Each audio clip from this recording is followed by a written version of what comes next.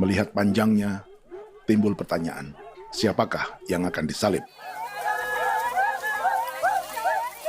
Siapapun itu, pasti sesuatu yang lebih besar dari mereka. Perang secara militer, tapi juga melalui pangan dan energi.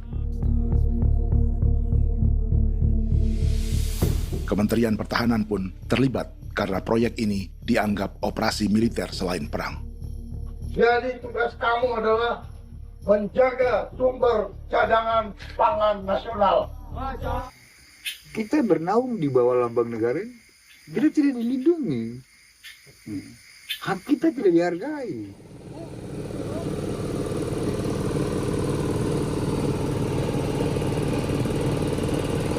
Dan yang bertubi-tubi 4 presiden selama 30 tahun terakhir.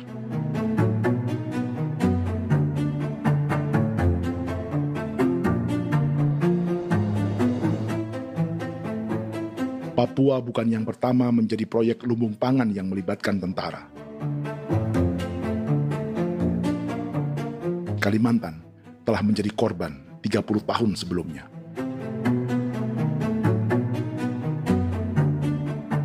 Ini adalah bekas hutan yang sudah dibuka di Pulang Pisau, Kalimantan Tengah.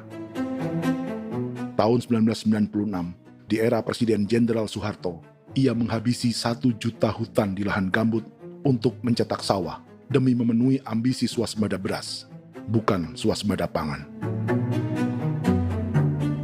Hutan tropis Kalimantan dihabisi dalam skala yang belum pernah terjadi dalam sejarah. Di bawah rezim militeristik, tak ada yang berani melawan keinginan Soeharto. Jadi selama 9 tahun tidak bisa nabung? Tidak.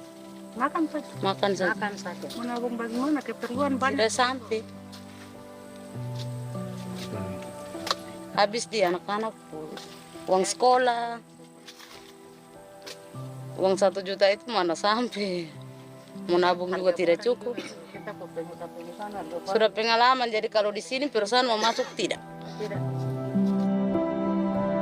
Belanda menanam tebu hingga di Suriname dan mengerahkan ribuan orang Jawa sebagai buruh pada tahun 1890. Inggris yang sudah menguasai negara seluas India dan Papua Nugini pun masih menanam tebu jauh di tengah Samudra Pasifik, di tanah orang-orang Fiji. Lalu memindahkan puluhan ribu orang India menjadi buruh di sana. 200 tahun sebelumnya, ratusan ribu orang Afrika bahkan diperbudak. Yang sudah mati. Kami bersepakat menyatakan, 1. Gereja-gereja di Indonesia mendukung masyarakat adat yang menolak proyek strategis nasional di tanah Papua. 2. Gereja-gereja di Indonesia menolak militerisme dan otoritarianisme di Indonesia.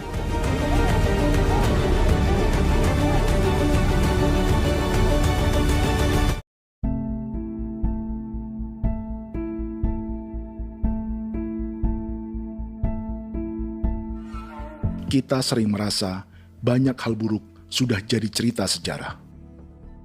Dan kita sekarang hidup lebih baik, lebih beradab, atau mustahil melakukan kejahatan seperti di masa lalu.